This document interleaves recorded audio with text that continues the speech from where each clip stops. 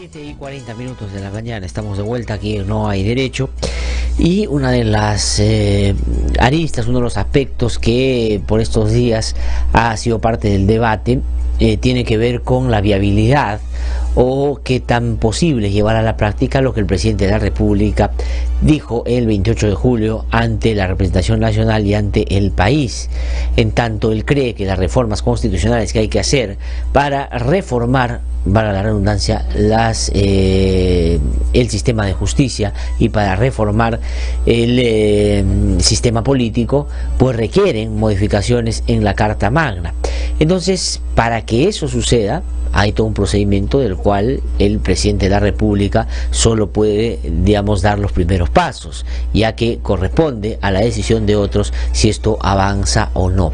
Pero ¿qué tan viables son estas reformas constitucionales? ¿Qué tan importantes pueden ser? ¿Qué tan viable es el referéndum para que se pueda dar este año, en términos de que hay unos tiempos y plazos que por supuesto se tienen que respetar para la convocatoria de la misma? Estamos en comunicación telefónica con el doctor César Landa. Él, como ustedes saben, ha sido presidente del Tribunal Constitucional, un profesor universitario de hace ya mucho tiempo, que ha tenido la gentileza de contestar nuestra llamada. Doctor Landa, qué gusto saludarlo, muy buenos días. Muy buenos días, muchísimas gracias, oyente. Muchísimas gracias a usted por atendernos esta mañana. Pues el presidente ya presentó los proyectos ante el Congreso de la República, que será el que tiene que discutir, ojalá de manera pronta, para que se pueda encaminar y viabilizar el referéndum. Pero quisiera yo preguntarle en general sobre las propuestas del presidente en materia constitucional o en cambios constitucionales que hay que hacerse. ¿Le parece a usted que dan en el centro del problema y que, digamos, son, o en el plazo breve, posibles llevar a la práctica de cara a la modalidad que él ha pensado que debe ser un referéndum? Creo que nuestro Estado constitucional de derecho debe estar vinculado directamente con las necesidades y aspiraciones que tiene el pueblo peruano, ¿no? Que se ha manifestado directamente en las calles, como en la opinión pública, en las encuestas, en contra de la falta de representación y legitimidad que tiene el actual Parlamento, como también en rechazo, ¿no?, a la grave crisis que atraviesa nuestro sistema de justicia. Por eso creo que es muy saludable que, si el poder del Estado emana del pueblo, como dice el artículo 45 de la Constitución, el presidente haya interpretado adecuadamente ello, presentando los proyectos de reforma del sistema judicial y el sistema político, por lo menos en algunas materias centrales, ¿no? Y creo que es importante siempre que todo gobernante esté mirando la realidad y defendiendo los intereses ciudadanos que se ven afectados con la corrupción, se ven afectados cuando hay leyes que violan los derechos y las libertades ciudadanas directa y indirectamente. Creo que hay un momento cuasi constituyente que permite al ciudadano sentirse, ¿no?, que el sistema no da más, y por eso las expresiones de que se vayan todos, ¿no? Hay que evitar que eso se, digamos, se transforme en acciones que puedan ser contrarias al orden, a la seguridad, y creo que la institucionalidad es la que debe responder a una democracia mediante las reformas que podemos conversar en particular. Sí, doctor César Landa, cuando usted menciona, digamos, esta palabra, digamos, está vinculada a un aspecto mayor de reforma, ¿no es cierto? Usted ha dicho que este es un momento en el que se puede advertir una voluntad ciudadana de un cambio más profundo, de un cambio mayor. ¿Cuáles serían los pasos para ello? Porque lo que está acá planteándose son cambios específicos en la Constitución para reformar dos ámbitos que sin duda son centrales, la política y la justicia. Los proyectos que ha presentado el presidente de la República ante el Congreso, ¿le parece que son viables y atienden efectivamente o eficientemente eso que quiere resolver? Yo diría que la Constitución del 93 ha sufrido 17 ya reformas constitucionales puntuales, porque no ha respondido a algunos aspectos, digamos, específicos de las demandas sociales y ciudadanas. Sin embargo, ahora hay un proceso, digamos, de cambio en la mentalidad ciudadana, donde el sistema político y judicial, que es fundamental en un Estado de Derecho para garantizar derechos, libertades, seguridad y propiedad, no funciona, y eso es clave en un orden constitucional. Por eso, en mi consideración, está en un momento cuasi constituyente que podría permitir incluso una reforma mayor, es decir, una reforma, si quieren, total, en el sentido de restablecer las bases de un modelo democrático constitucional que garantice precisamente los derechos fundamentales de las personas, establezca las reglas básicas del control del poder y haga pues un modelo que justifique una distribución equitativa de la riqueza, ¿no? En ese sentido, la viabilidad, entonces hay que verla en el corto plazo y en el largo plazo. En el corto plazo, las medidas concretas que se ha planteado, que puede ser un primer paso, precisamente para defender y captar también cuál es la sensibilidad que hay en la clase política y en relación al pueblo, que también demanda, ¿no?, estos cambios. Y eso es en primer lugar, porque saltar a un vacío hacia una reforma total podría generar una situación más bien de confrontación, más que buscar canalizar las demandas que están en la lucha contra la corrupción y la reforma del sistema político, ¿no?, de representación. Por eso me parece que es viable en la medida de que haya el compromiso de la clase política, también la clase económica, diría, ¿no?, que tiene mucho que decir, también la opinión pública, porque el pueblo ya está, digamos, ya ha dicho a su palabra, y esa palabra tiene que mantenerse ciertamente y no enfriarse en los calderos y en los escenarios, digamos, políticos parlamentarios, ¿no?, o del propio gobierno. Entonces, la viabilidad está en que se mantenga y que se ejecute con el tiempo razonable de inmediatez, porque no se puede pasar a un estudio durante medio año, ¿no?, para luego ver si se convoca un referéndum. Yo creo que este año es oportuno que haya un referéndum con las elecciones regionales que tenemos y locales, ¿no? Sí, ahora, de cara a este escenario que usted ha llamado cuasi constituyente, más por la voluntad de los ciudadanos y ciudadanas de querer que las cosas cambien a la base y de un presidente que encausa esto democráticamente, porque eso es lo que ha pasado, porque el presidente podría haber dejado que esto circule, no haciéndose responsable de las consecuencias de las mismas, y ha decidido llevarlo hacia un referéndum. Pero la pregunta que hay que hacerse ahí ¿es posible hacer el referéndum en los tiempos que el presidente imagina? Porque inicialmente se había pensado en las elecciones de octubre, y hay una discusión ahí en torno a los plazos para la convocatoria. Lo segundo que se ha planteado es que pueda ser de cara a la segunda vuelta en los gobiernos regionales o en las regiones donde esto lleve a esa segunda etapa. ¿Es posible, digamos, que se pueda hacer este año como el presidente quiere y su ministro de Justicia este fin de semana sostenido? Yo diría, ¿no?, que el Perú atraviesa una situación de necesidad y urgencia del cambio del régimen judicial y del régimen político en los elementos iniciales que se han planteado, y cuando hay necesidad y urgencia hay que tomar medidas de urgencia. Es una situación de excepcionalidad que está ocurriendo en el país, la grave crisis del sistema de justicia, la falta de legitimidad y de desencuentro del Parlamento con la ciudadanía, motivo por el cual yo creo que si hay ese compromiso de las fuerzas, no solamente jurídicas del Parlamento, el Ejecutivo, el Judicial, sino también las fuerzas sociales, ¿no?, y los poderes fácticos, esto es posible sin hacer tropiezos o acciones fuera de lugar, ¿no? Yo creo que esto, por eso, si no es en las elecciones municipales regionales, en la segunda vuelta regionales, creo que es razonable plantear este tiempo, ¿no? El tiempo es importante para el cambio político, para que la ciudadanía sienta que está siendo escuchada y se responde a esta necesidad que está a gritos en las calles, ¿no?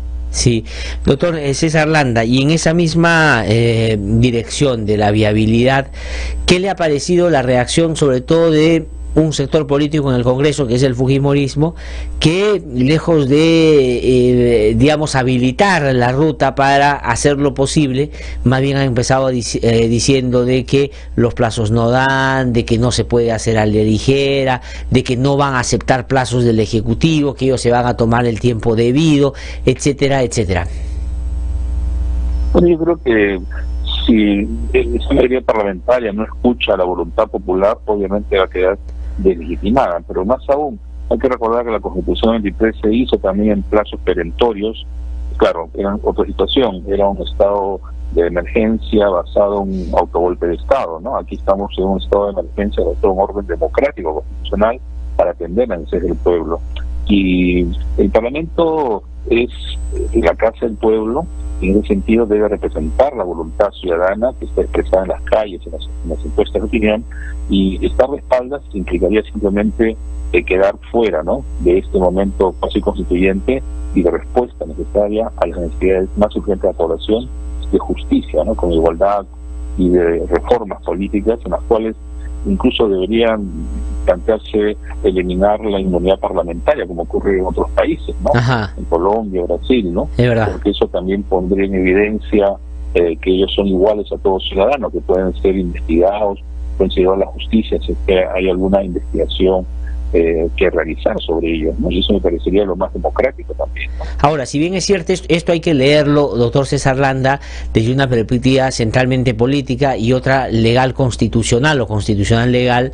Sobre la política, claro está que el presidente lo que ha ganado es iniciativa política, habida cuenta, ve que la gente está indignada en la calle y que el Congreso no representa, y por eso es que plantea este tipo de situaciones. Pero el otro asunto es ya la viabilidad práctica de la cual estamos conversando.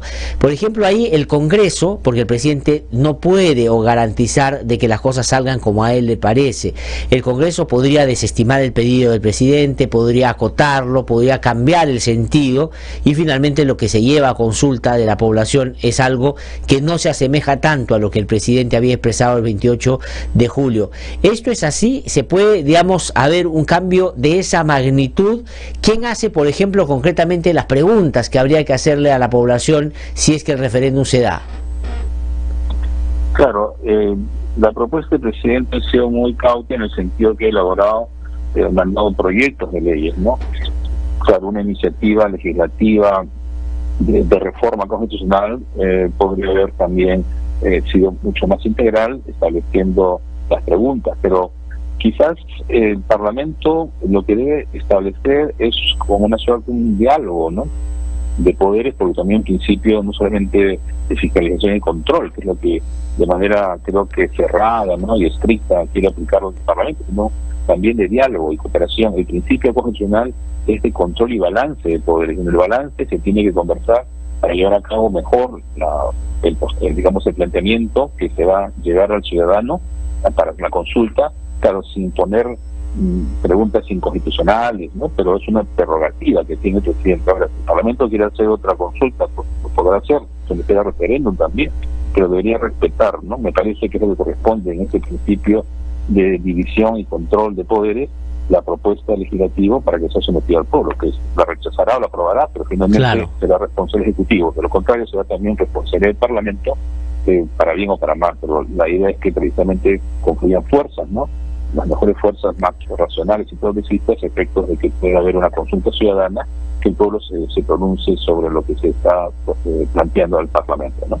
Ahora, hay la posibilidad también, digo siempre en el marco de las posibilidades, hay una que el Congreso sintonice con el presidente, se haga con el presidente más o menos se imagina, el referéndum salga este año y bueno, veremos qué pasa. La otra es que se vaya acotando, que se cambie o se trate de alguna manera sacarle la vuelta a lo que el presidente dice. Pero hay la posibilidad de que también le nieguen al presidente esa posibilidad, de decir que no se lleguen a poner de acuerdo y que esto no se viabilice, básicamente porque intentan boicotearlo, por desinterés, por demora, en fin, hay distintas maneras de evitar de que esto avance.